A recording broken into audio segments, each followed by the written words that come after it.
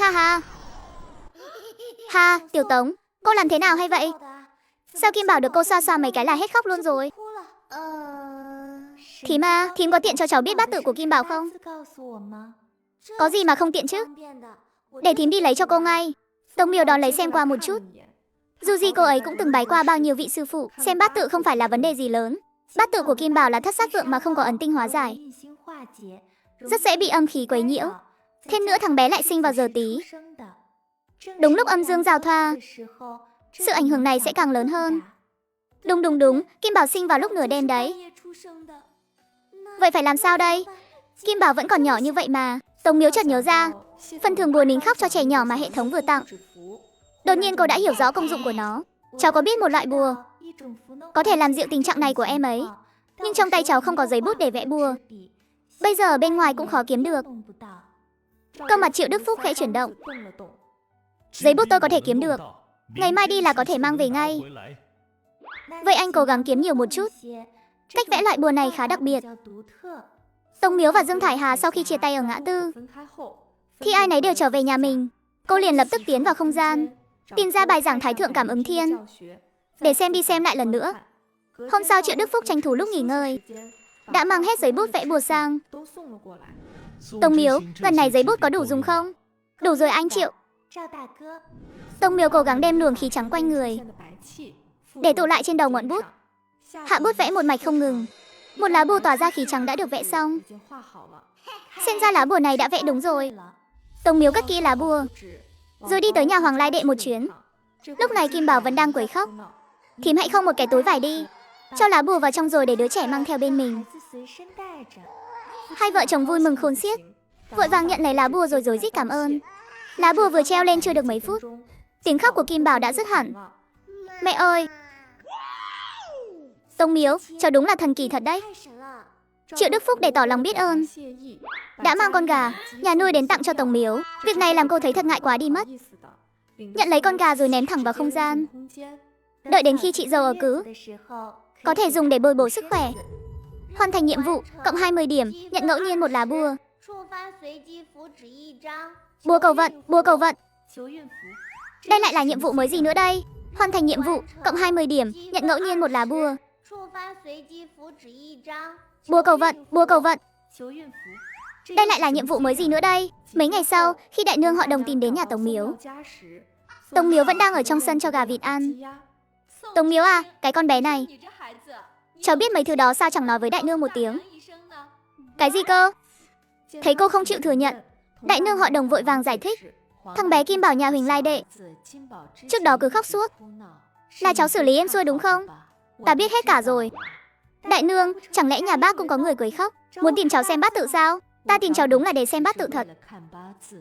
Con dâu ta kết hôn 3 năm rồi, đến giờ vẫn chưa mang thai. Tìm người xem thì bảo là bát tự xung khắc, cũng chẳng biết hóa giải thế nào. Ta nghe nói cháu có bản sự này, nên đại nương đặc biệt tới nhờ cháu giúp một tay. Đại nương mang theo bát tự chưa? Mang rồi đây. Tống Miếu bấm ngón tay tính toán bát tự của hai người. Bát tự của hai người này, mê mơ, đúng là không hợp thật. Bát tự không hợp, chẳng lẽ thật sự là do bát tự xung khắc? Hai đứa nó không hợp làm vợ chồng, nên mới mãi không mang thai sao? Câu hỏi này làm Tống Miếu, một cô nàng chưa chồng, cũng phải đứng hình. Đây là quy tắc tổ tiên chúng ta truyền lại. Trước khi kết hôn đều phải xem bát tự, chính là để tránh tình trạng như thế này xảy ra. Biết thế này lúc đầu tôi nên chọn kỹ một chút, cưới cho Đại Lâm một đứa vợ không hợp tuổi với nó. Tôi làm sao đối mặt nổi với người cha đã khuất và anh trai nó đây? Đại nương, bà có thể đợi cháu nói xong rồi hãy khóc không? Giờ mà bà khóc cạn nước mắt rồi, thì lát nữa em là không còn nước mắt để khóc đâu. Tống, cô Tống, chuyện sau đó thế nào cô cứ nói đi. Tôi chịu đựng được. Tống Miếu trầm ngâm suy nghĩ một lát. Cháu cần gặp con dâu của bà. Được, tôi đi gọi nó tới ngay. Hơn nửa giờ sau, Lưu Vũ Tú đội chiếc mũ rơm, đi theo sau Đồng đại nương bước vào nhà. Tống Miếu nhìn chằm chằm Lưu Vũ Tú một hồi lâu. Gương mặt tròn trịa, hay cười, chân tay dài, dáng người săn chắc, tuyệt đối là một tay làm việc giỏi. Xem ra vấn đề nằm ở chỗ Đồng Đại Lâm rồi. Đồng đại nương, Chuyện bát tự con trai con dâu bà có hợp không? Cứ gác lại một bên đã. Cháu lại từ tướng mạo của con dâu bà chứng thực được một chuyện khác. Chuyện gì vậy? Việc không có con chưa chắc đã là vấn đề của con dâu bà đâu. Hai người này đã lâu rồi không ngủ chung giường. Cái gì? Hai đứa bây chuyện này là sao? Tao bảo chúng mày sinh con mà. Không ngủ chung thì đào đâu ra con? Mẹ, không phải như mẹ nghĩ đâu.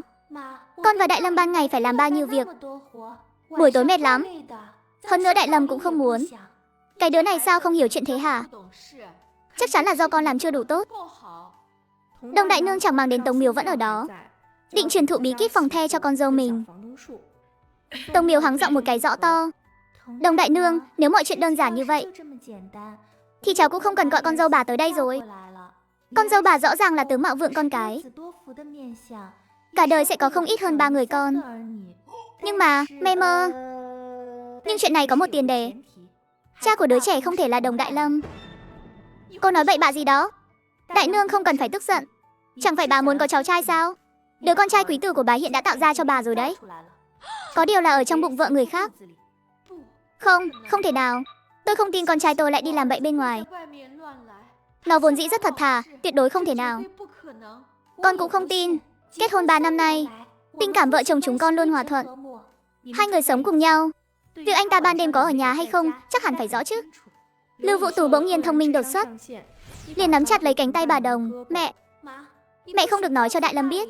Hừ, tôi phải xem con hồ ly tinh đó là đứa nào. Vũ Tú, con cứ yên tâm đi. Đại Lâm không phải là hạng người như vậy đâu. Ban đêm nó có đi ra ngoài thì cũng là mộng du thôi. Có phải mộng du hay không, tối nay sẽ rõ ngay. Buổi tối, hai người nằm trên giường lò, không hề có chút tương tác nào. Khoảng chừng 1 tiếng sau, Đồng Đại Lâm bỗng nhiên đứng dậy đi ra ngoài. Lưu Vũ Tú cũng xoay người rời giường, lặng lẽ bám theo sau.